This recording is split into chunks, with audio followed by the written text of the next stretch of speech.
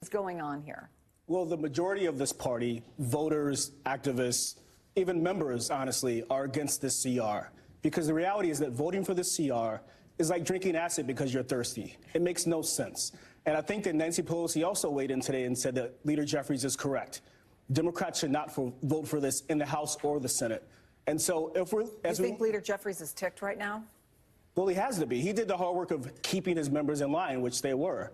I think that as you look at the Senate and you look at a midterm election in a year and a half, we should be thinking about what all of this means. If Democrats can hold the line here, you have a terrible economy that the American public is currently going through with Donald Trump, and that helps us get to a majority in the House in a year and a half. That should be our goal. The reality is that all the things that Chuck Schumer said would happen in the shutdown are already happening.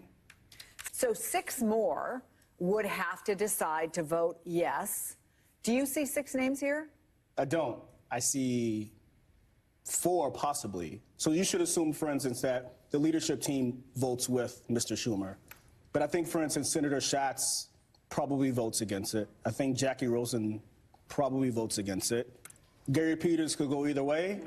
Let's say he's retiring, so. Yeah, so, right. So Jeanine Shaheen, again, probably votes against it. And so I think they're close, but I don't see 6 votes on this sheet. Then what? Republicans control Washington. If you go to any random city in any random state in America and ask a random person who runs D.C., they'll say Donald Trump. There's no reality that says Democrats will hold the bag if the government shuts down. That's just not based on any poll that you've seen and just based on the reality of the way that Trump has sold his victory in November, which is he controls the whole thing. And so for Democrats, let's be smart. To your point, we had no way in terms of what this bill was going to look like or anything in it. So why would you support it? It makes absolutely no sense.